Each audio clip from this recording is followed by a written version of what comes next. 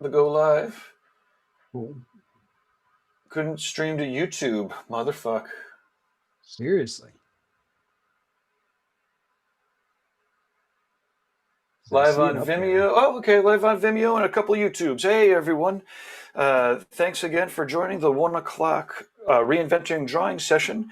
This is Sunday afternoons at 1 o'clock with Jason Leeser, and it happens every 1 o'clock on Sunday. So if you are an artist and you like to draw, then please beam on in, especially if you're a tattooer, apprentice type, but anybody that's drawing is welcome.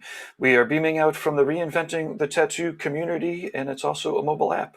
If you go to community.reinventingthetattoo.com or either of the mobile app stores, then you can be part of the community. And let me, I'm going to share my screen here. If this is working for you, please let us know where you are in the chat rooms.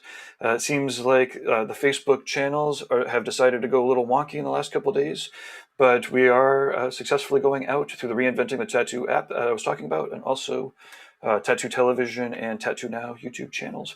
I'm going to share my screen here and talk about some of the upcoming events and some sponsors real quick as people are joining us. And again, the Zoom link is, so let's see here. This is the Reinventing the Tattoo community. And you'll see the very first link here is the app. And if you are looking to zoom in, you will see it's right here, as well as with a link to watch the show. We have another Reinventing Drawing group happening every Monday morning at 9 o'clock Eastern Standard. So it's bright and early Monday morning. It's wicked early for the West Coasters that join us. And it's easy for the Europeans who are watching in the afternoon. We hoping maybe some Australians or Asians will hit us at their night. Anyways, 9 o'clock in the morning, Jake Meeks from the Fireside Tattoo Network runs one of these drawing groups, again, where you are encouraged to join in, but they're also pretty fun conversations to listen to. Every Monday at noon, we have Let's Talk Tattoo with Mark Lascarbo from Needle Jig. He's been innovating tattoo supplies for decades now. He's too old to die young now. Also, lots of great interviews. Sometimes he does diving into Q&A and all that kind of stuff. Let's see, we've got a live paint jam, Octopus Night with Renee Little. This is happening Monday at 7 o'clock Eastern. This is just before our subscriber exercises, so if you want to warm up, it's Renee's in Oklahoma City. She does a lot of great painting, and it was a lot of fun last time. So she's doing them, I think, on the first and the last Mondays, but it's happening this Monday. All of these replays are available in the library. I'll show you how to get there in a second. We've got, subscriber exercises. This is if you are a subscriber to Reinventing the Tattoo, Guy Aitchison's canon. It's like 350 to 400 pages. It's all in lessons now, the multimedia lessons with dozens of videos. It's pretty out of control. The webinars, exercises, and exclusive live exercises just for the people who are purchasing their subscriptions. So if you enjoy any of this free content that's supported by our sponsors, you should definitely consider purchasing the Reinventing subscription. Let's see, we've got on Tuesday at 10 o'clock in the mornings for the next, I think, 7 mornings, the Tony Urbanix How to Build a Paul Rogers Style Prefab Tattoo Machine, which means he's like filing that shit by hand, and you should be too. Check it out. The replays will be, this is timeless. It's 8 webinars, 2 hour, an hour and a half to 2 hours each, where Tony is taking you through hand building a Paul Rogers style tattoo machine. It's out of control.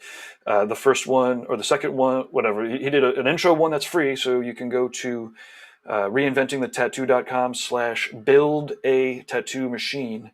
And the first webinar is free. You could check it out. And then the first one of the series, that's for the pay. It's only $300. It's not, for 8 webinars, it's out of control. You have all the tools in your watch, and you can file your frame there right along with them. It's unbelievable to watch. It's amazing. I'm so excited. So let's see, on Wednesday at 10 a.m. Eastern, World Tattoo Events. Alex Van Dutch, he's awesome. He runs one of the most comprehensive tattoo event websites, and as you can imagine, tattoo events are taking a crazy wild ride through COVID. But he is doing amazing interviews with all sorts of convention promoters. We had Kim from Brussels, Derb from Hell City, and you need to go to all the replays. They are all amazing. Marco from the first Italian convention was there. And also, Alex is doing a tattoo convention historical document. So if you have photos or stories of old historical tattoo conventions, yeah, you definitely want to check these out and then get in touch with Alex. This is Bijay, I can't pronounce it, Shrista, from the producer of the Nepal Tattoo Convention. So that's at 10 o'clock this Wednesday. And let's see, also, right after that at 12 noon, we have digital editing for inkjet stencils. And I hope we have the, Frank Conception. He's been making stencils. He's got some pretty popular YouTube videos. He's going to walk us through making inkjet stencils. We'll talk a little bit about them. They're a sponsor. Tattoo collecting podcasts on Thursdays at noon. You see, these events are amazing. I'm so excited, and thanks for your patience, Jason, while we go through all these events. But really, it's 4 to 7 times a week. We are webcasting out amazing tattoo and art content. So yeah, the 12 noon on Thursdays, tattoo collecting. Fawn Baker, Jordan Rukas are interviewing tattoo collectors.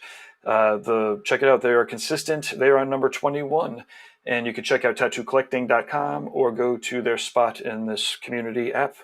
And then full round it looks like next Sunday, we're actually going to shift our drawing group over, I believe, to a Saturday night with Jason Leeser, and then Devin Cooley's going to be joining us as a special guest. And I'm sure that Jason will talk about that when he's on here. And then that Sunday night, the 31st of January, we'll leave it at this for the schedule. Still Life with Nick Baxter at 9 o'clock Eastern. As you know, Nick Baxter is an unbelievable painter, tattooer, thinker, and tattooer. So check out the market calendars, Sunday night, the 31st for Still Life. You definitely want to go to the archives. You want to go to the library and check out all of these replays. Here's the library, and if we go into the videos, we'll see all of the different shows here. We've got all of the Reinventing the Tattoo podcasts. The Travis Louis talk was amazing with Guy. This is How to Build with Paul Rogers. We have the first one here, Machine Builders Madness, Russ Abbott and Guy. All of these are amazing. Tony Lee, Hana Mantra, etc., etc. And then all of the shows are here, including the Reinventing Drawing groups. So if you want to miss it, or if you do miss any of these, or if you like what you see, there are probably now over a half a dozen. We have art jams. All of the shows are here for replay. Lastly, I want to thank our sponsors. We have inkjet stencils, and as you can see from the main menu, they have a pretty healthy section here, including a group where you could post up your stencils and your stencil porn. They have examples that include videos of Andre Malcolm printing out a back piece all in one fell swoop. It's pretty out of control. And if you check out Andre Malcolm here on the community or on Instagrams or the Facebooks or anywhere really, then you'll see him printing out all these crazy pieces. And of course, you can use this for different types of tattoos. You basically make the tattoo reference on your computer or iPad, and then you could print it out. Other sponsors that we want to start making sure you check out is FoxboroughFarmsCBD.com. Nothing to do with tattoos, but if you're looking for oils or salves, you could check them out. They've got a wicked high quality product, and we're excited to be representing some people that are outside of the tattoo world a little bit. Let's see, we've got the Biomech Encyclopedia. We always want to make sure that Guy has been self-producing different products, and you should definitely check out the book. You want to go to catalog.reinventingthetattoo.com, and he also has his tattoo machines. He's got some DVDs, etc., etc. As I was talking about earlier, if you go to courses.reinventingthetattoo.com, then you will find the Reinventing the Tattoo Canon, which is the full comprehensive online course with all of the videos, the group exercises, all of the lessons. It's pretty extensive, and Guy is updating it all the time and as we speak. So you should definitely check that out, as well as all the other courses. We have How to Build a Paul Rogers Machine. We've got BJ Betts. We have all sorts of courses that are here for your replay pleasure. And then lastly, this is a 10-minute. Hopefully this is working for folks. our featured member of the community. We get to click some of the buttons in the back, and it's not a surprise that Adriana, the tattoo journalist, is just posting a pretty spectacular uh, tattoos and tattoo reference and paintings and interviews. As you can see, there's a lot of bodysuits. She is doing an excellent job representing a variety of different styles from people all around the world. So we definitely want to thank her for her contributions to the Reinventing the Tattoo community. Okay, if you are interested in joining, then you could find the link, as I was saying earlier, right here on the app or the community. It is the first event that you can see right here. And oh, Jesus, there is so much to plug here. I'm not even going to plug the replays. Like I said, you could go to the library folder. You'll see so much stuff back there. It is out of control. Okay, I'm going to be in the background, and if you are on the YouTubes or on the app in the chat rooms, then definitely say hi. We're missing a whole wing of social medias because Facebook's deciding not to play nice. But either way, we'll have fun listening to Jason and having some conversations. I do have a browser in the background, so if you want to surf anywhere, then we can do so. Great. Thanks a lot, Gabe. Just had a comment from Caroline Evans pop up on one of the YouTubes. She says, I have some video footage and pictures from conventions past. What is the contact info for? Alex, I was putting dishes away when you mentioned that. Not sure if I heard correctly. Alex, it's Alex Van Dutch from WorldTattooEvents.com. And let me actually screen share that for a little bit because he's great, and the interviews that he's doing are pretty awesome. So I'll have that up in a minute. Cool. Thank you very much. Welcome everyone to today's afternoon drawing session. I'm by myself today. A couple of the other people that I've reached out to, unfortunately, were kind of busy. So if you guys have any questions, comments, concerns, anything that you want to be discussed on, my specific process, feel free to go through, leave a comment down in one of the YouTubes, and I have both chat boxes open. Feel free to go through, send a quick chat. We'll read it off and take things from there. I have Devin Cooley and I will be doing a drawing session next Saturday at 5 p.m. Eastern Standard Time. Devin's one of my constant inspirations, super awesome dude. We're going to be going through his drawing process and what he focuses on whenever he designs his stuff. Gabe, if you could go through and maybe pull up Devin's page for a second, that would be great. Devin, in my opinion, is one of the leading up-and-coming neo-trad artists that I have personally ever seen. His stuff is so clean and bold that it just blows me away. So I reached out to him. He's agreed to come in and kind of detail his drawing process, his design process. There we go. So you can kind of see he does a lot of collaborative work with other people. But just looking at his color palettes and how clean and solid everything is, no matter what subject matter he does, or even what placement he does. The color saturation is just on another level, and his composition and his design elements are just on point. So I really wanted to get him on here to start really looking at, okay, how do you go about your design process? How do you go about doing your drawing process? Where do you start with your concepts? These are all important things when getting together and designing a tattoo. And looking at some of the elements that he uses, areas of, texture and shadow, his use of line weight, super important in my book. And for the type of stuff that I enjoy doing, looking at the line weight contrast that he has in almost every single thing he does. It's just his approach and his skill level is just incredible.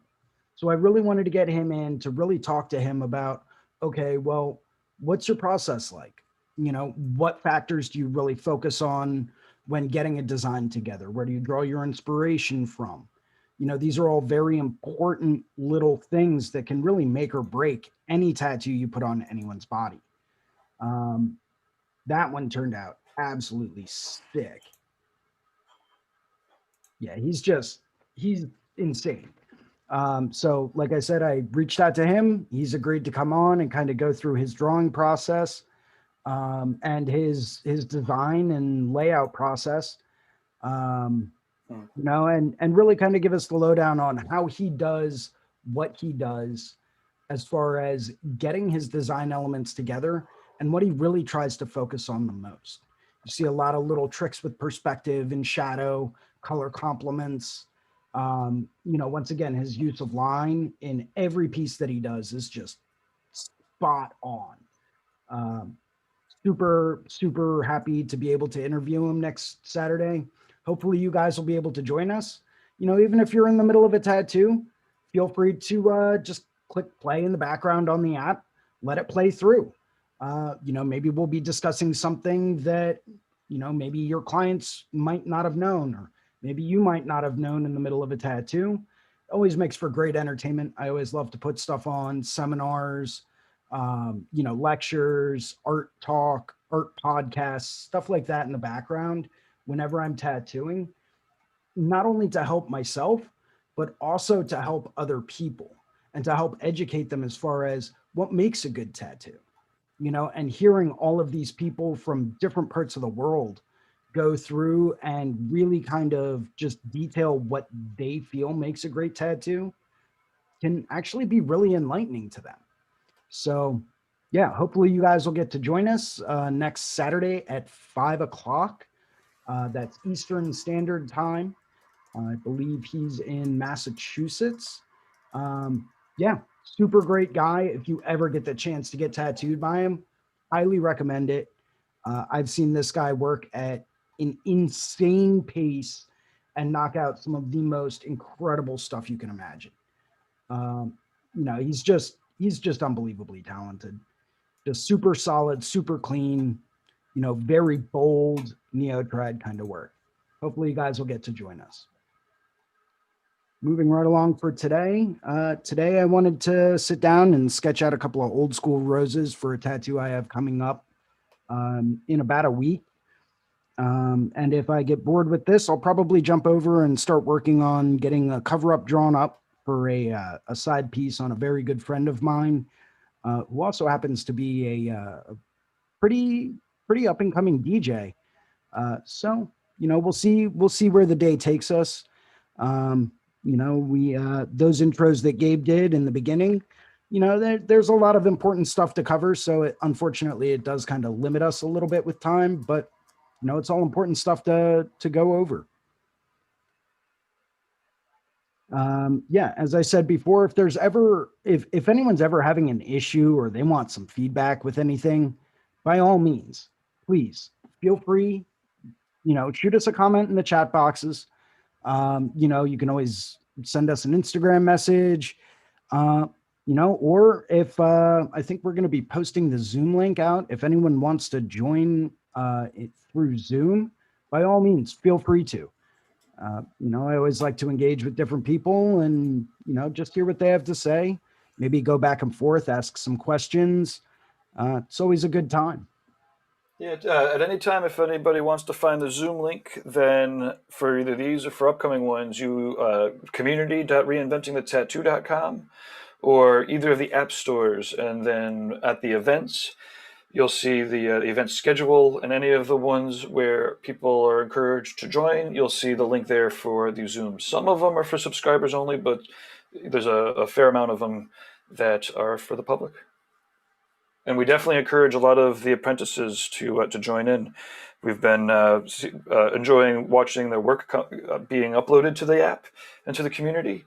And I definitely want to encourage them to join us for any of these live events so that you can be drawing with us and get full on live critique. It's great for you and for for everyone watching. But yeah, you got to just kind of get over any shyness and just join us so that we can check out what you're working on. And ultimately, tattooing is somewhat of a performance art already. So this is a pretty safe place to do it too. But Absolutely.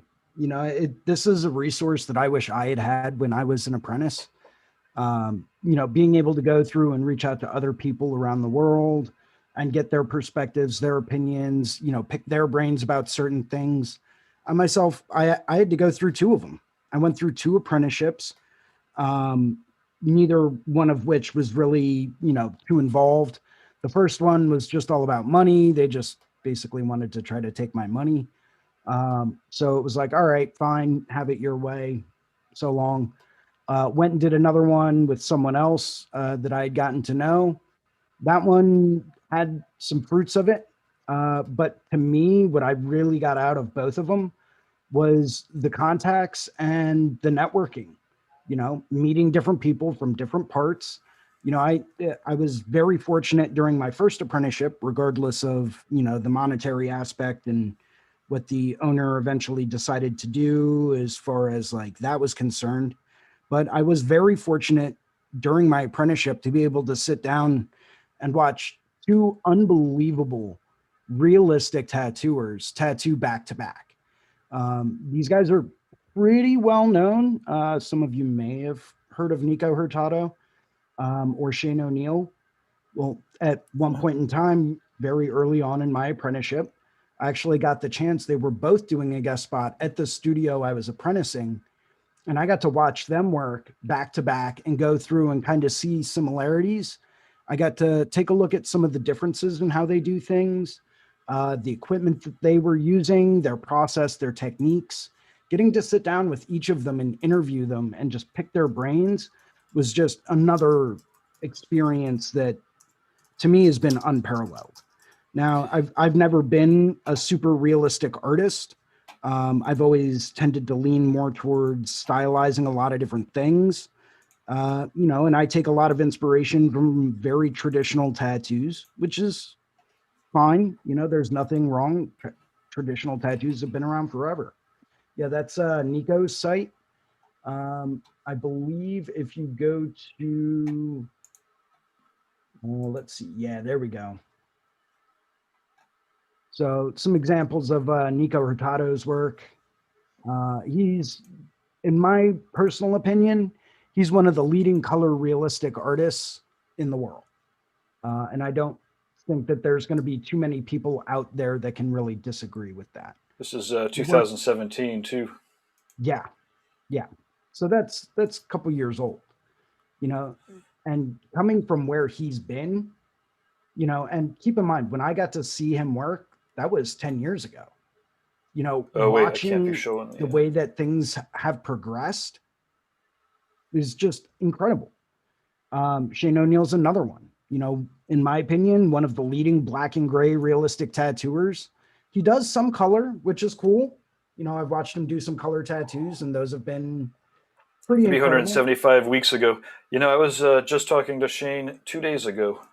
Were you really? He's, yeah, he's going to come on and do something with us. That Needle would be jig. amazing. He's going to be on one of the Mondays with Needle jig with Mark Lascarbo. They Really? they go way back, and yeah, I was wicked excited when the Needle jig guys were like, "What about Shane?" I was like, "Oh man, Shane went to the very first Paradise Tattoo Gathering, Did he and really? he came through the tattoo shop. He did. Yeah, I had the pleasure, luxury, the luck to. He was through with maybe either it was a black and gray week or it was somehow he was there with Bob, and so it was like Bob and Shane and a whole other mess of awesome black and gray people, and it's yeah, they're great. Yeah, absolutely incredible. He's pretty quiet guy initially. Just from what I've come to experience from him, super intelligent, super awesome guy. Once you get to know him, and just a really awesome dude. So this is Um, Nico's new super, new work. yeah. Let's take a look at some of his. Whoa, that is incredible. Well, I remember seeing this up on the Instagram. Look at the lantern. mm-hmm. That looks like it's photoshopped in.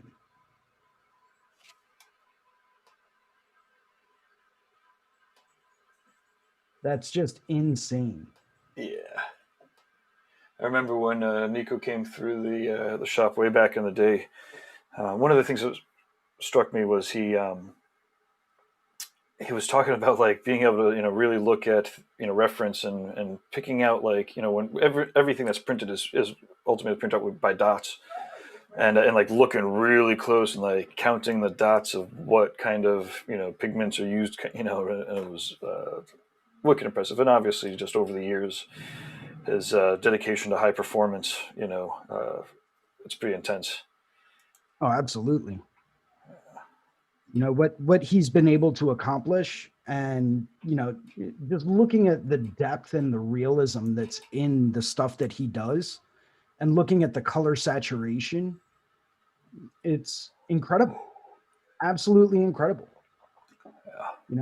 Besides that, he's just an awesome guy. Super funny, super great guy. I don't know if you guys have seen any of his TikTok videos, but absolutely hysterical. Mm-hmm. Highly recommended if you ever have time to kill and you want to be entertained, get a few good laughs. He does one video that's like, I forget what it was. It was like someone had asked him how he packs white, and it was one of the funniest videos I have ever seen in my life. Nice. He's doing a whole rip on the whole like, oh yeah, here's my little trick on packing white. Right. Awesome. Just absolutely hysterical. Well, So highly recommend you take a look at his TikTok. Yeah, cool. Check out Derb's TikTok too if people are on the TikToks. I think he's got a good. I'm not on him. I always get confused whenever I hit it. But I just had to click off the Boris tattoo here because Boris comments on Nico shit, and it's can't not fucking show people Boris's work. That's incredible. Yeah, Boris is out of control. There's another guy. Let me see if I can figure out what his Instagram is. I remember looking at this guy's work when I was in London. He's actually also friends with a buddy of mine that lives about 5 minutes away from me. My friend Bob. Bob's been tattooed by like 50 or 60 of the world's best realistic artists. Nice. You want to talk about a guy that collects? Yeah, I was going to say, we should see if he wants to get on the... He's incredible. You know what? I'll give him a call maybe a little bit later today or tomorrow and just see if he'd be interested in getting in on like maybe one of the tattoo collecting podcasts. Yeah, that'd be awesome. As an interview, because I mean, this dude's been tattooed by all of the greats: Nico Hurtado, Bob Tyrell, Tom Renshaw, Horiyoshi III, Mike DeVries. You name a big name in tattooing, I can almost guarantee you he's been tattooed by. Hopefully everyone's well aware of Bob Tyrell. If anyone's not aware of Bob Tyrell, don't be ashamed, but let us know in the chat rooms, or let us know if you know him. Bob's such an amazing tattooer. He and a great fella. He did this one way back at the Tattoo Gathering way back in the day. 2008. Wow. Yeah. Wow. And he's great. He's if enough people are looking for a drunk critique, let us know, because Bob always leads up the drunk critiques with Tony Rommel. Let's see, who else did you hammer? There's so many people we could. So one of the people that I got to watch at London the one year was a guy named TB, TIBI. Oh yeah. TB Tattoo Art, I believe is his Instagram. Yeah, I know this guy. Yeah, I met him. Oh, Pooch. Yeah. So Miss Rar Sauce on one of the YouTubes just commented, Pooch is also a fantastic realism tattooer. Oh yes, yeah, absolutely. He is. He's a regular down at the Puerto Rico show, which I go to every year. And one of the nicest guys you will ever meet. Is it 1-0 or 2? No, it looks like it's 1-0. Yeah, there you go.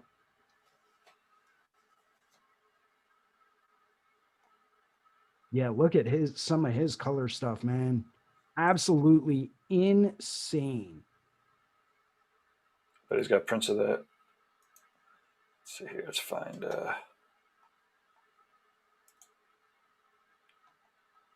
Yeah, that's a next level tattoo right there. That's just incredible. It's Caravaggio. Yep, absolutely. Yeah, and watching him work, man, his whole process is just insane. It's incredible. But that's one of the beautiful things, and one of the things I miss the most about working at tattoo conventions is watching people's process, because the process can completely change your perspective on everything. If you just a tiny little trick that you may pick up from one person could mean the difference between executing your next tattoo, in a totally different way with a totally different mindset and a totally different outcome than going through and, doing everything the way that you've been doing it. And if you're really trying to get that next leg up and that next, um, just that next level, it, I always find going to tattoo conventions to be the biggest help in the world. It really does just open your eyes to everything. Look at that, man. That's nuts. Yeah, thank you, Ms. Rossauce. That was a great recommendation. Anybody else has got inspirations? We can't put them all up, but we definitely love to hear them. Yeah, let's get a TB on here too. He's I met him Yeah. over in Bucharest, I believe. Yep. He's Hungarian. Like I've seen his work to this day, and no matter how old the stuff he does is, it holds up flawlessly. Like that's always been one of the biggest questions that a lot of guys have about realism is, okay, but what's the longevity behind it? I've personally seen his work 10, 12 years later, and it's still as crisp and clean and clear as the day that he did it, which to me is mind blowing. Yeah, that's look at the wrinkles on the shirt there. Mm-hmm. That's just nuts. He clearly has focus. Yeah, yeah. Well, not just that, but look at that tattoo, right? The texture contrast that he achieves, Yeah. between the super highly detailed, like soft fur, and then, you almost get like a very rough feel from the background and the floor of the forest there. His texture contrast is just Mm-hmm. perfection. Yeah, it's pretty fucking sick tattoo. Yeah, he's absolutely incredible. His black and gray stuff is phenomenal. His use of white with gray and then black. I think he does actually mix in some opaque grays with his tattoos. I could be wrong, but some of them definitely look like he does. Look at the detail in that. That's just nuts. We should post that up in the section with the snakes, right? When people started refining their snakes, it was like, okay, the next step, right, is every scale with the reflection going the right way. Look at that, burn it. Yeah. Okay. Look at that.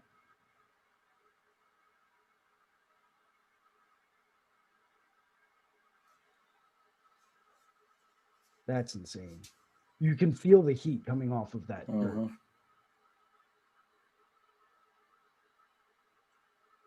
I did think it was pretty rough to watch Notre Dame burn on the TV. I Yeah, understand there's lots of travesties all over the place, but some shit that just hurt. can't. Yeah. That got to be, believe it or not, because I remember being there, and I still have pictures of me. I took some photos when I went up and I did the whole tour on top of Notre Mm-hmm. Dame, and you could see the whole city skyline and everything like that. And I just remember looking at those photos as I was hearing about that on the news, and I was like, the fact that so much damage was caused, like irreparable damage, is just, it's such a travesty. Very sad. Yeah. Yeah. I mean, it's you know, what did they say it was? Was it a candle that did it? That ended up doing it, or I know they. Uh, I I don't thought they remember were them doing saying like it was arson. renovations, maybe. I don't know enough. I don't remember enough to say anything about it. I guess, fortunately. Yeah, I have been. You know, I've been thinking a lot about it, and I'd love to get back over to France. I actually Hmm. have a. I'd like to go over there and actually get tattooed by one of the friends of a guy that tattooed me many years ago. Hmm. Got his Instagram is Uncle Ho Mitch Malone. I think he's actually friends with Tintin. Could be wrong. Oh yeah, sure. But you know, super great guy. We've been going back and forth on the gram, and you know, super nice guy. Very traditional, very illustrative. You know, definitely has a very strong Japanese influence. You know, but he's definitely got more of that Euro Japanese style, if that Hmm. makes any sense. Sure. Um, you know, I can almost always pick out people that work in Europe but have a very strong Asian influence just based on certain little characteristics of the way that they do things. You know, which to me just totally sets it apart from other stuff, more traditional Japanese, more more American style Japanese.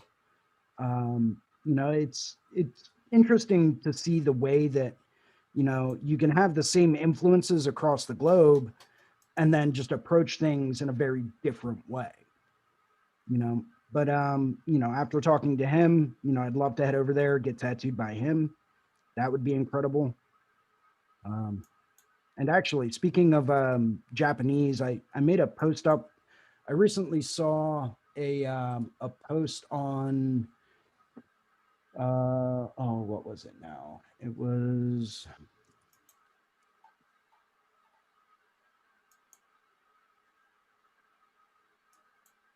I think it was a traditional tool on Instagram. There was a post up, and it's something that I was unaware of that was going on. Um, yeah, right there. So I saw that, and that really kind of it got to me a little bit. Um, so from what I gathered from it, essentially, there's a whole article about it and a whole summary about it. Feel free to take a look. There's a whole petition going around. There's definitely more than 21 that have signed it now. Yeah. I shared it to my Facebook page and got like 40 or 50 people to sign it as well. But it's apparently there was a huge scandal with the filming of a documentary in which Takashi, who's a New York traditional Tabori tattooer, is depicted in these videos that are used in this documentary of 6ix9ine. It's like a whole documentary about what was going on and all this stuff. Where did he get his name and all this? It's a pretty interesting long story, but they essentially, from what I understand, used videos and photos of him tattooing traditional Tabori tattoos in this documentary, and you know, without his consent, without anything. He has no idea how they even got the video. But if you want traditional hand poke Tabori tattoo, like, Takashi's one of the guys I would go to. He's in the US. Like I said, I'm pretty sure he's based out of New York. um, I've gotten to talk to him a couple of times at different shows. Absolutely hysterical guy. um, just a great human being, you know. But to hear that all of this is going on really kind of upset me, because you know, it's like, would you want videos and photos of you being used doing tattoos without your consent? Would that bother you? You know, I know it would bother me, because you know, I want to make sure I'm lit correctly, get my good side, of course. Not that I have one, but it's the theory behind it. But I saw that, and that kind of, just wanted to bring that up. I don't know if anything's ever going to actually end up coming of it. I think he's exploring some legal actions that he can take, but still, it's like, always ask for consent before you take someone's photo or video or anything like that. I was planning on actually live streaming a little bit earlier in the week, and yeah, I asked my clients, of course, before I did, and one or two of them had some issues with it. And it's like, oh, hey, it's not a big deal. It was just a thought, you know, didn't need to know why they didn't want to or didn't want to be on it or anything of that nature. But, out of respect for them, obviously I wouldn't go ahead and do it without their consent. But to hear that a major corporation out there, I think it was done by Hulu, I could be wrong, but I think they mentioned that it was Hulu that was doing the interview on the documentary that like Well, funded it just all. you might want to make sure that you before we call out the dogs. Yeah, yeah, yeah. Well, like I said, I could be wrong. I might be wrong. Double check.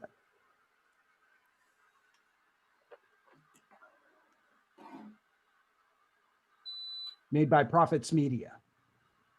Hulu released a documentary, 6ix9ine: The Saga of Daniel Hernandez, made by Profits Media. There is a scene that states my whole name and shows footage of me doing tabori, which is traditional Japanese tattooing by hand. But Takashi was not involved in the making of the film. The footage was used without his consent. He's never tattooed the rapper in any way, nor has he been tattooed in the traditional Japanese way, which is what Takashi does. Yeah, but I was wrong. It was funded by Profits Media and released on Hulu. So my guess is the petitions to get it off of Hulu and Yeah, or pretty just kind much. of get it taken out of the fucking movie. Right. Which, I mean, if I'm going to be in anything, outside of like a YouTube or something like that, let me Well, know. I guess therein lies the where is the footage being uploaded and put out to, right? Like, there's so many places where if you just upload the stuff, then it is out there. And certainly True. where True. good practice and it'll clearly obviously always get you farther to like ask for permission to use someone, and you want them to, it's just stupid not to, because you could, instead of having an irate artist out there that you're taking advantage of, you could potentially have a partner who would help you promote your documentary, by asking them ahead of time. Exactly. But again, I guess there's people that know that if they ask, they're probably going to be declined, as you're talking about authentic Tabori style tattooing. I guess I don't know the people in the documentary. I have no idea about any of it. But maybe, it would, they very well might not want to be associated with it, no matter whether permission, was asked ahead of time or not. So it's, yeah, people are, but again, like I said, it's also hard to know if you're updating it to a platform that's, designed for people to take, and reuse or whatever. Even the Instagrams or the Facebooks, it's like kind of putting it out there. I mean, I don't know the exact, like I said, I don't know the exact. Certainly, you want to stay in the good graces of reputable tattooers by asking for permission before you use any of the videos of their likenesses to promote your work. It's stupid not to. It does, again, it's unethical to do that shit. And I think ethics is it's a very important thing in this day and age. You hear a lot of horror stories about guys that are just being unethical in many different ways, and it's sad that you hear that, but ethics are always important in every aspect of life, in my opinion, as well as integrity, and that's doing the right thing even when no one's looking. So No doubt, and being consistent over time. No one can be perfect, and certainly there's people that have issues with the way that some of the things that I've been involved with went down, as I also am. And have you ever watched? Are you watching The Blacklist at all? The Blacklist. Yeah, it's on It's like a Netflix. yeah, it's on Netflix on a couple of them. It's like a cheesy, crime kind of thing, but all of the moral dilemmas have nuance, Right. and but yeah, I mean, the biggest thing is consistency over time, always doing the right thing, and people, it's nuts. Again, it doesn't mean that when shit's wicked going down with a lot of people that there's again, there's all sorts of different shades, and it's it's tough to you know. I guess the biggest thing is you want to make sure that if you can bring somebody over to your side of the aisle, you can. On the other hand, you want to make sure you're not like excusing poor behavior indefinitely, and therein lies all of a sudden, boom. I guess mostly when we're introducing the moral and ethical thing, there's we have to do a discussion panel. Actually, I do have it scheduled, like to bring together six of the leading tattooers in the world. The six leadingest that we can get, right? And just talk about boom. Let's talk about positive morals and positive ethics in tattooing. As it's getting bigger and crazier, and there's more people on board, and it's shifting from the completely outlaw biker, crazy insanity, to luxury spa like environments now. um, yeah, again, we got to figure out a way to like bring people over to the positive side of the aisle. Take the good things, invent new good things, leave some bad things, take the good old things. It's Yeah, fucking crazy. It's awesome. I think it's a very important discussion that needs to be had, and I don't think it's one that's really been touched on by a whole lot of people in a whole lot of places. Is just what does it mean to be an ethical tattooer? I won't ever forget, going and getting tattooed, and the guy told me what his hourly rate was, and I said, all right, that's cool, that's totally fine. Like, I was more than prepared to do it. Gave me a rough quote for what we had originally talked about. Hit me up the night before and said, by the way, if I know you said you're open to just about any idea, what if we did something more like this? I had this guy totally kind of screw me over, and no call, no show on this all day appointment that I was really looking to do. He said, how would you think about getting something like this done? I said, yeah, that's, like I said, here's a spot. I want to collect a piece from you that's, pretty decent in size, do whatever you want. Went through. And so we ended up going with a design that wasn't what we had originally talked about. I'm still thinking that, okay, cool. We're still working on an hourly rate, as opposed to a fixed price, even though he did give me a time estimate on what we had originally discussed. So I'm thinking, okay, cool. We stopped after, I think, hour 4. And he said, for the original design, it was going to take 3 to 4 hours. And, this was what his hourly rate was. Cool, fine, not a problem. Totally prepared for it. Not a big deal.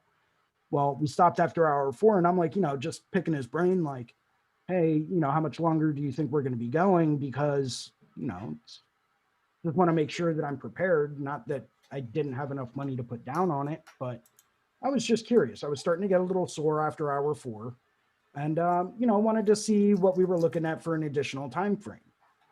And he said, well, dude, the price quote I gave you is the price quote I gave you. That can't change. Like, I didn't say we were just going to go straight hourly. Like, I told you it would be 3 to 4 hours, and I told you it would be this much money. That's as much as I'm charging you. I'm not going to change it on you all of a sudden. Like, the price quote I gave you is the price quote I gave you. And that blew me away, because we ended up working for an additional 3 hours after that. Of course, what, he didn't charge me, he definitely got back in a tip. But, it was like that kind of, threw me off a little bit. It was weird, because I was used to people going through and saying, oh, well, I did say it was this much per hour, so it's just taking a little bit longer than expected, as opposed to people turning around and saying, yeah, but I only told you it was going to take 3 to 4 hours, so even at say $100 an hour, which that's not what he was at, but even at $100 an hour, an estimate would have been $300 to $400 for 3 to 4 hours. Well, if it takes longer than that, and that's your original quote, that's your original quote. Like, when you give someone a price, you stick with the price. If it takes a little bit longer, it takes a little bit longer. But for, smaller one-shot tattoos, it makes no sense to go through and be like, oh, well, it's taking a little bit longer. And that to me comes down to ethics. That's an ethical thing, in my opinion. Maybe I'm wrong. Everyone's got a different definition of it, but ethics definitely play an important part in this day and age in the world of tattooing. And it's something that's not going away.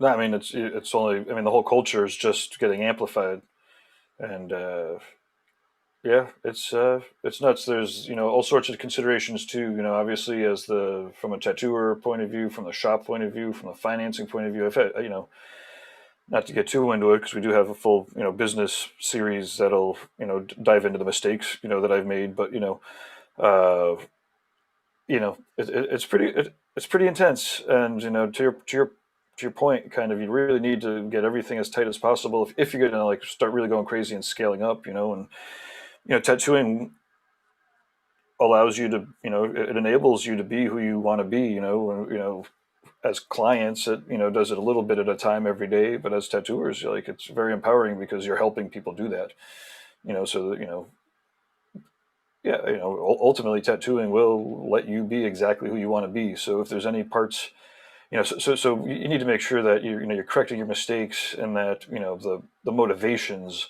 are good, right? So even if you're making mistakes along the way, like you're like, okay, but I'm scrambling towards a positive outcome, and that's what I'm saying. It'd be really awesome to have six people from two or three different generations who've all um, use tattooing to enable them to right what has been wrong, and to again, like I said, it's just a very enabling art. It's amazing, and I was hoping to do it in January, but I imagine that at this point it'll probably end up being in February or March, and but it'll be pretty fun. I've already invited a couple people, and the panels will be pretty awesome. Like I said, pretty diverse, and um, the business series also gives us an opportunity once it's rolling a little bit, but not it doesn't have to be rolling a lot, just a little bit, to start inviting people from outside the tattoo, businessy types from outside of the tattoo world, or even just any kind of inspirational, highly functional kind of personality,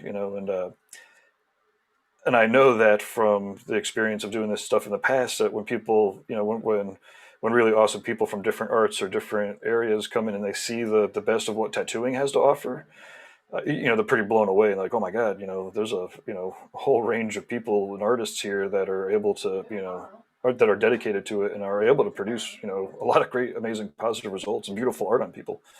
It's pretty fun. Yeah, I think you touched on something a few minutes ago where you mentioned your I know you did a couple of seminars on the business side of tattooing. Oh yeah, I have probably 2 dozen hours of seminars that pretty much go through the full business plan. For about 8 or 9 years, I taught one how to build a great tattoo business. Um, then I went through a little bit of a horrible shit show, and now have another seminar that's like how not to lose a multi-million-dollar business, which is way more valuable, as you can imagine. Um, but yeah, and then, as they're all in various states of disarray. The seminars and the business. I ended up doing more consulting than selling of seminars. Although the seminar still moves a little bit, but I'm not trying to sell it because I'm trying to get it. I am actively editing it all into the reinventing the tattoo business course.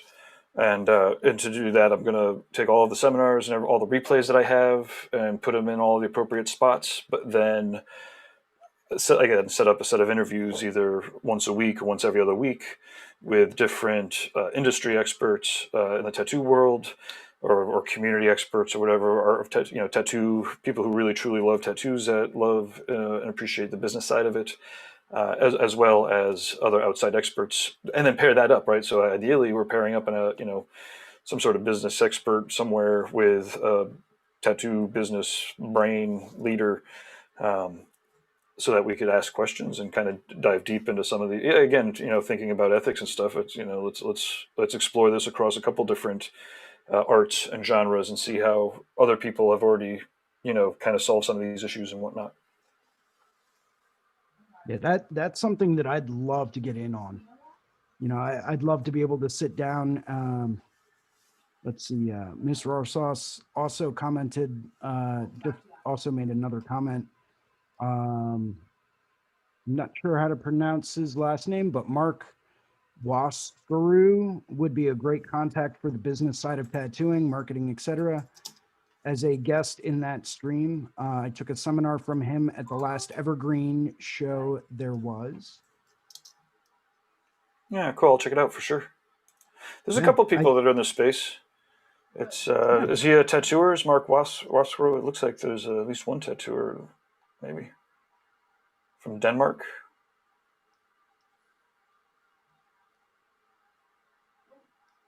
not quite. Yeah, we'll find out. He's If you at yeah, Sinners Inc. in shoot me Denmark. shoot me an Yes. email, Gabe@tattonow.com. Oh yeah, he's out of Sinners Inc. Okay, so I got him here. Cool. Yeah, the business side of tattooing is, something that's always been, in my opinion, pretty mysterious. Guy's There got are sick fucking standard work. business principles that always apply, but it's not something that you really get taught when you go through any kind of an apprenticeship, or you want to get into tattooing in any kind of a way. That's usually left out, but I think in Well, this day and age, it's becoming you more got and it at more my shop. relevant. Wow. But no, to your point, it's just to check out this guy's work. It's sick. Very, Speak of my obviously pawn very shops. Europeanish in style. That's awesome.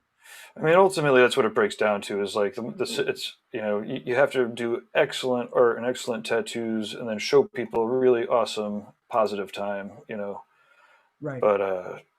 But then all the other stuff could really kick in, all the marketing, and but because you can see people that do this kind of work and don't properly promote, and which is fine because they could still keep their people coming back with their friends, but then people, you hear them crying that they're not getting busy, and it's like, wait, there's so many things you can do. Right. That's Right. awesome.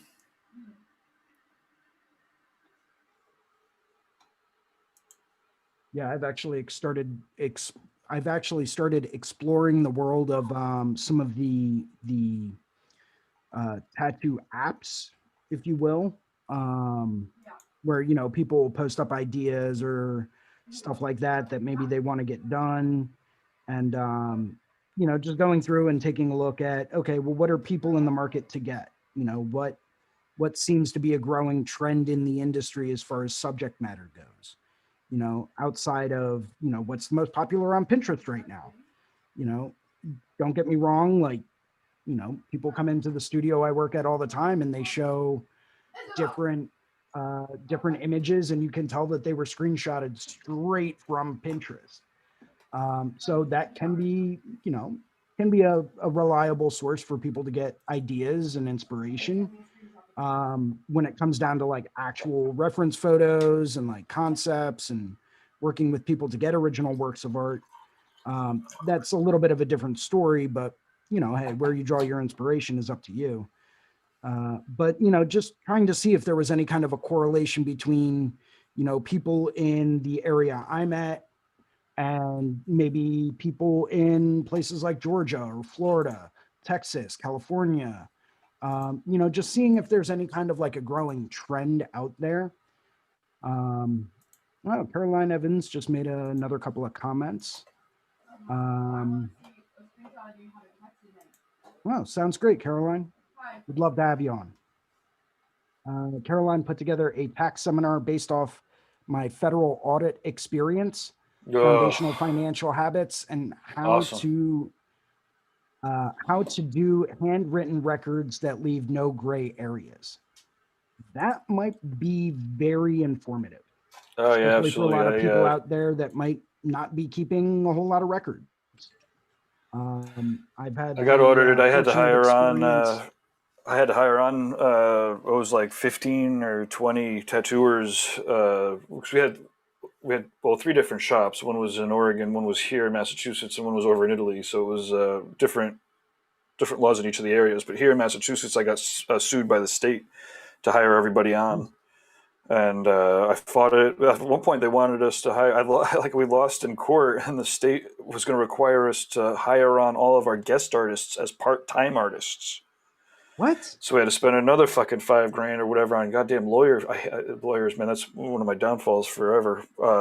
Not next time, anybody who's listening, but last time. Anyways, yeah. So another fucking $5,000, and then we finally did get the state to rule that our guest artists were not actually part-time artists. So a guest coming in from California is never going to be claiming unemployment insurance in Massachusetts. But we had to bring everybody on as full employees, and that's depending on the mission of the tattoo shop. I mean, the transition was rough, and I guess ultimately some people, it wasn't a fatal issue at all.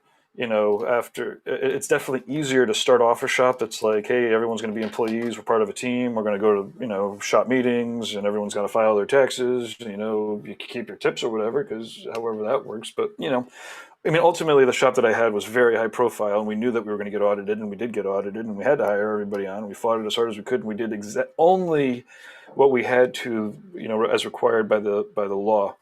And it was like, it's like, playing with the empire. You do exactly what you need to make sure that everything's kosher so that they stay away. And Hmm. that's the way. If you're going to be scaling things, it's kind of the only way to do it. But yeah, to um, Caroline's point, putting together a seminar about, how that audit experience went. Ultimately, every shop and artist should give themselves an audit before they get audited. You should have an expert come in and look at everything. And basically, yeah, I mean, that's what they do, right? Experts come in and will ask for the same paperwork, and they'll do the same calculations, and they'll charge you a little bit of dough, but it won't be nearly as much as if you get nailed for 3 years of taxes. And Absolutely. but yeah, and again, No, doing that with any tattoo shop that's like starting off, and truth be told, when my accountant, a couple years earlier had said, you're doing everything you could to make them independent contractors, but you know, if they push it, you're probably gonna have to hire everybody on. And so then my decision there was, well, do I now go back to a shop of 8 people and hire them all on now and make that transition before I'm being forced to, or do we, carry on as we are? And when I had, like I said, 12, 15, I don't know, I might have had 18 artists or something stupid. Transitioning that many artists over after the state's forcing me to, after spending money on the lawyer bills and still have the tax bill, probably should have transitioned, when I kind of knew. But on the other hand, we didn't pay, 10 years of the taxes. It was only 3. true. Very true. Could have been a lot worse. I Could have been should a have lot definitely had better, it all but set aside, though. I mean, ultimately, yeah, again, having the audit ahead of time for all of the different aspects of what you're doing in your business is, I would say, vital. It's one of the things that, as a consultant, I would come in and be like, okay, well, let's basically attack the business in all of the different ways that it could be attacked, because it's not a matter of like if or how. It's just a matter of when, right. when and how. And yeah, but Yep. When it's and it's tough to how. find businesses that take it seriously enough. I didn't take it seriously enough, but it's not like I can cry on anyone's shoulder and be like, I was told I should have a good lawyer and an accountant. Yeah. you know, and your apprentices are going to open up a shop down the street and fucking bury you. It's like, you know, tattoo shop owning 101. Right. Don't ever expect people to stick around forever. Well, there's a difference between, that is absolutely true. Um, but trying to be able to figure out how to navigate it, so, so that people stay at least on the same page is pretty tricky. Toxic people, put a whole new spin in on it. When there's personalities that are attracted to the success and don't understand how or why, or just on slightly different paths, but they see that magic and want a part of it, right? I mean, who doesn't? Not who doesn't, but there's a lot of people who do, and it's crazy. Owning tattoo shops and dealing with, like I said, it was, in my case, it was like probably 30 personalities total through the whole thing at the craziest. And That anyways, I can't begin yeah. to So the business imagine, man. seminar is going to be fun. That's for Yeah, sure. And I'm very excited to be able to. I have a full base of webinars and seminars, and I have a full business plan in a presentation form with marketing action plans and financial projections and organizational charts and job descriptions and uh, shit we care about. Whatever some people call it, like the scorecard or vital statistics or whatever we call it, shit we care. But it's pretty comprehensive, and the well, yeah, like I said, it'll be fun to. Yeah, we'll definitely obviously get you on board and catch up with a lot of the regulars to make sure that it's a pretty good crew of people that are contributing to the to the set of the program. yeah, absolutely. Yeah, it's everything that you've literally just described is every single reason why I've never wanted to own my own studio. I'm one of those people where I want to show up, do good tattoos, and go home at the end of the night and, Yeah, just work okay. on drawings and work on art and network with people and not have to worry about, bring insurance or taxes or liability or inventory or, what are my employees up to? Is someone gonna open up their own studio down the street and how am I going to deal with that? That's all stuff I don't ever want to have to deal with. I mean, I prefer a very simple, very basic life where, I show up, I do my job, I go home, and if I choose not to work at home, I don't work at home. Granted, that's not exactly plausible in the tattoo industry because, we all have homework, which I never really understood when I was getting into tattooing, how much homework I was going to have every night. Maybe it's just me because I like to be proactive, though. Who Oh knows? no, it's one of the things, as I was saying earlier, one of the things that the people who are kind of outside of the tattoo world, whenever they experience any of the events, they're like, "Holy Moses! Like tattooers are a different breed." They draw. It's like they draw every day. And so when they're going to like one of these art retreats where they're all of a sudden, drawing every day a little bit extra, there's not, tattooers don't even skip a beat. Whereas there's a lot of different artists or professions really where the the dedication to improvement. I mean, it's not as necessary. Like there's a lot of other professions where you're dealing with like life and death. Clearly, there's a lot of other professions where you're actually dealing with like real life and death. But there aren't any other. There are very few other professions that are to tattooing where you are literally marking somebody for the rest of their life. It's a very high value. It's again it's you're affecting somebody every single day for the rest of their life, either for the better or for the worse. Right. If you put some shitty stuff on somebody upside down, and no one whatever, it could produce a really bad effect for a long period of time. Um, but anyways, I forgot where I was going with that. But it's uh, it's crazy. Well, I no, I mean, think it's you hit crazy the nail fun. on But the head. It's a very different industry than what a lot of people imagine. It's not the standard, graphic art, graphic design kind of industry. You know, there are some parallels, yes, here and there, but it is very, very different than that in many ways. yep. Yes, what we are doing could be considered a graphic art or a fine art, but there's also a lot of, very drastic differences in the fact that we do have to constantly hustle. If we don't have people coming in and or we have people coming in but they're leaving with a bad taste in their mouth, that's on us, and that will directly be reflected in our clientele. It Oh will yeah. directly be reflected in our income. And that's not Mhm. something that's easy to deal with for some people, and some people just they don't take how can I say this? They don't take that too well. And, I've known some artists that get super defensive about that kind of stuff where they're like, oh, well, it's not my fault. It was this, this, this. And it's like, well, no, but you're the artist and ultimately it is your fault.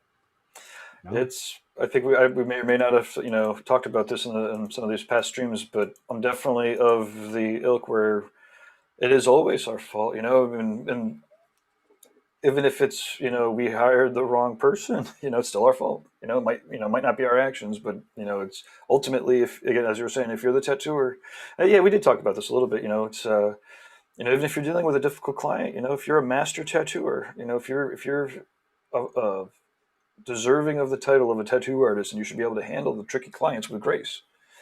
You know, absolutely. and that doesn't mean telling them that they have shitty ideas. Then you need to do it your way. It's having the grace to say, you know what, there's a client for everybody. Maybe somebody else down at a different shop might actually be the best choice for you. And the people that take that leap of faith, the artists that take that leap of faith, will end up, they will end up getting more tattoos that are of, their in their sweet spot. As opposed to again trying to do something that's not, or jumping ahead, or any of the variety of pitfalls or traps, I suppose, that can hinder the tattoo experience.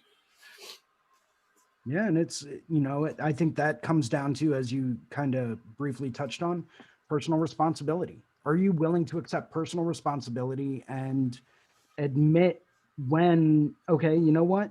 Maybe this isn't the right person for me. Maybe this isn't the right design, or now they're changing their idea. And maybe now, instead of going with like, a whole bunch of neo traditional roses, say someone wants to change their mind and get something more photorealistic, but, maybe that's not something you're very confident in. Maybe it's something that you need to work a little bit more on.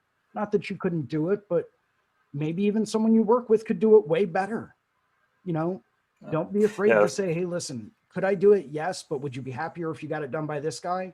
Absolutely. Well, I really there you do go. truly love the variety of different situations people are in, because because on the other it's kind of always up to the tattooer to guide, but on the other hand, a bad experience is also 100% on the client, right? Like if the client's having a bad experience, if they picked a tattooer that wasn't, I'm sure there were signs that it wasn't going to be. Right now, I've gotten plenty of shitty tattoos because I didn't understand the process, right? So I'm saying this from, at least from my experience. You can kind of get ahead of yourselves. But on the other hand, no one forces a client to sit in a chair and pay a lot of money for a shitty tattoo. Like, it is on the client. So, like, I guess for me, it's like, it's a responsibility of both, and this is the beauty of it, of both the tattooer and the client, to understand and love tattooing enough to be able to come together for the appropriate amount of collaboration to be able to accomplish the best tattoo possible for the time and place and money and geography and all that. It's a And very good point. it's but yeah, so I guess it's like, yeah, it's like that yin yang. It's like almost balanced, but kind of creatively, you know we're creatively contrasted. And Absolutely. Yeah. I think a lot of that comes down to, communication. How much absolutely. communication are you having back and forth Yeah. with your client? How are And, you know, you going through? Are you really discussing all of the fine little details as far as, okay, well, I'm thinking this kind of a color palette. I'm thinking, let's do something like this in this area because it's going to have a little bit of a better fit. Make sure that you wear these kinds of clothing so that way nothing's unexpected. I have total access to the area I need to tattoo, but we're not putting you in an uncomfortable situation. You know, these are all major things that I think really end up turning that whole experience into a good tattoo. And when you leave out things like that, say you're tattooing someone's side, but you never told them, yeah, go through and just wear whatever you want, and, expecting them to just say, okay, well, sorry, but these have to come off, that has to come off, and they're not prepared for that. Well, maybe that should have been communicated in the beginning. Um, you know, Maybe they would have changed their mind, who knows? But these are all important things to discuss. Maybe they weren't expecting you to do a specific color palette. Say they hate the color red or pink, and you had planned on doing 4 pink roses on them. Well, maybe they hate the color pink, and it's like, okay, well, that now I have to go back through and reevaluate everything as far as like what my color palette is going to be. And I always try to put in a decent amount of thought on that, because I think, especially if you're doing a color tattoo, having the right complementary and complementary and accent colors can really make or break it, as far as your undertones, and what accent highlights are you using, as opposed to just going through and saying, I'm only doing black and blue and like yellow. That's it. That's what you're getting. No, it's like, yeah, those work, but could you use subtleties in there? And how would you balance that out? So I mean, it's something that I tend to look way too far into, and I know that.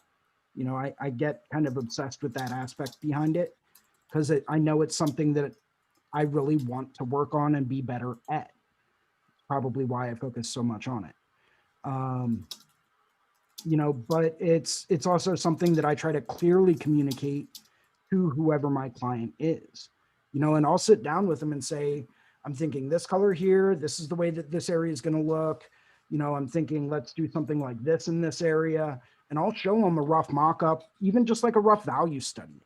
Not all the time, but for the more elaborate, more intricate, larger scale tattoos that I do, I'll show them a rough value study and say, hey, listen, here's what I'm thinking as far as like where my light is coming from, the dimension that I'm trying to get out of it, the ultimate style that I would like to depict this in. What are your thoughts? What's your input? Am I heading in the right direction to achieve your vision? It can completely and totally change the entire process in that aspect, because now you have people that are actively part of the process. So when you do use a color that maybe they weren't expecting, it's like, well, no, you approved me using this color palette, so I'm not sure where this is coming from. We went over this, and I took notes on it, and I have evidence of it. So how is this different? I think a lot of it ends up just coming down to pure communication.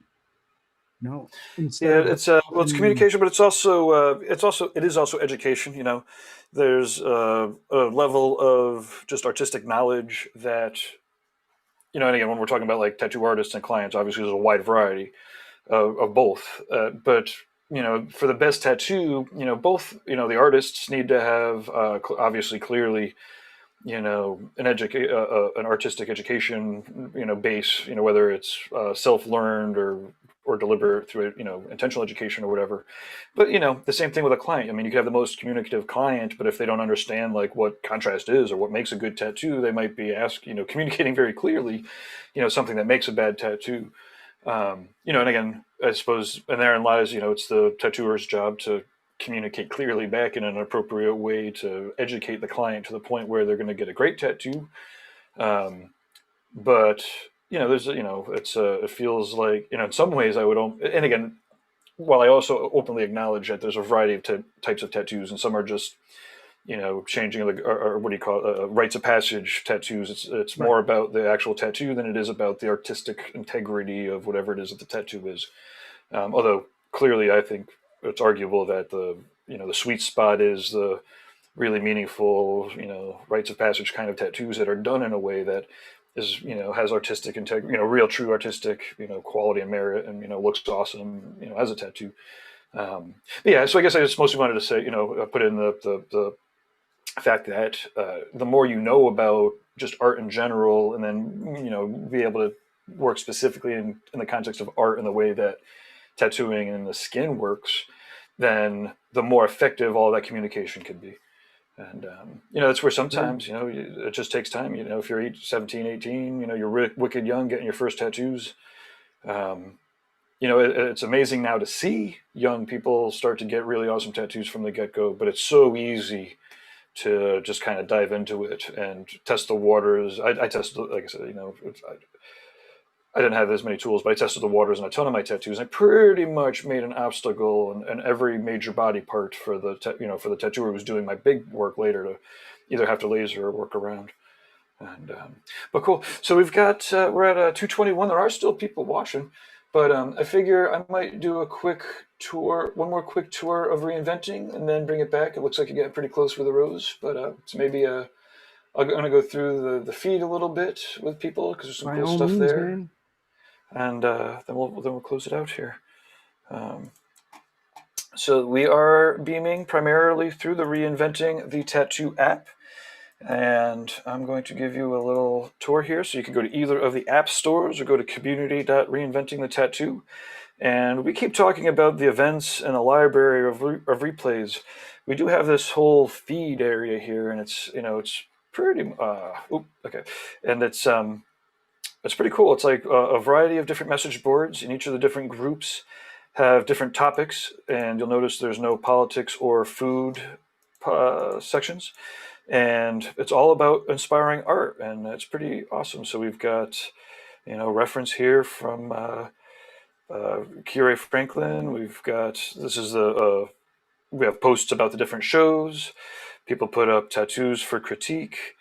Here's another post about the history of tattoo convention show that we're going to be doing.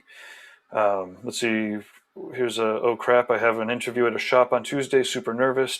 Don't know what to do. So this is an apprentice who's got a shop meeting, and so we have a whole discussions here. Obviously, I actually offered to be a pre-interview. I'll do an interview with the apprentice type so that I could ask him the questions. He can get through some of the ums and ahs to begin with. Again, we're basically here to kind of help, but that's pretty awesome. Imagine that, like, I can't do that for everyone, of course, but he'll get a little bit of experience before doing his real interview with someone who's interviewed plenty of people. I'll get to go rough on him, and it'll be a piece of cake after that. Anyways, I we can't also have imagine you people going who. rough on anyone, Gabe. What was that? I can't imagine that. Well, talk to enough people, you'll know. You'll know. Fair enough. Fair But enough. it's I try to be fair and whatever. It's all good. But yeah, so then people post up. We do exercises on Mondays with reinventing subscribers. People post those up. We've got Tony Urbanix always posting up. Oh, this is as political as it gets, I suppose. The Bernie meme. Reinventing art jams. People are posting up their art. This is an apprentice who's testing stuff out on skin. We've got awesome world-class tattooers showing examples of brilliant work. And this is I showed off Adriana. She's a great writer and always uploads fucking sick ass bodysuits and large scale tattoos. And so the reinvented community not only has lots of live streams and the archive, but it is designed for a group interactive, right? So we've done a lot of different online events and whatnot, and we want to make sure that people can connect with each other. This groups folder here is where you could find the different section or the different groups to join, and everyone's part of the community group and the introductions group. Please leave introductions here. We have a lot of people who have posted up videos and stuff, but what's going on here? I think I might have clicked the wrong one. But introductions is where people are encouraged to introduce yourselves. We have a marketplace, news, the tattoo and original art galleries. Here's a whole apprentice group, tattoo news, Tattoo Society magazine, Fireside, all sorts of groups for people to join. And if you're a tattooer, there's tattooer groups. And let's see here, clicking back enough. I should probably just go through the main menu. Anyways, this is the Reinventing the Tattoo app. It's well worth exploring. We've got the collab labs, find a tattooer maps, all sorts of stuff. And yeah. Okay. It's back to you, Jason, to close out. Cool. So for all of those that have been watching today, thank you very much for joining in. For those of you that may be listening while you're doing other activities, once again, thanks for listening. Always appreciated. If anyone has any topics they would like to hear about in the future, feel free to send us a message, on the Reinventing the Tattoo app. That's always a plus. If anyone ever has any comments or has any questions about anything or about my process, about, Procreate, about working digitally or anything tattoo related, really, feel free to reach out to me. I'd be more than happy to discuss almost anything with just about anyone. I'm not a very, shy person, and I'll be more than happy to give you my 2 cents on whatever. If anyone did want to reach out to me, you can reach out to me on Instagram at Philly Inc. For those of you that don't know, I am a resident tattoo artist at the Inkwell in Southampton, PA, which is about 30 to 45 minutes north of Philadelphia in Pennsylvania. And I am working there Tuesday through Saturday every week. Yeah, if anyone has anything they'd like to discuss in future episodes, feel free to let us know. We're always looking for ideas, topics, submissions. We do have a guest speaker coming in next Saturday at 5 p.m. And that's with Devin Cooley, super awesome neo-trad tattooer that I've had the pleasure to meet and talk with a couple of times. And he's agreed to be on to discuss his drawing process and creative process. So yeah, hopefully I'll get to see you guys tuning in then. Otherwise, take care. Have a great day. Keep that pencil moving, and we'll see you next week. Awesome. Well, hey, thank you again, Jason, for taking your time to do these religiously, which is pretty amazing. And we will catch up with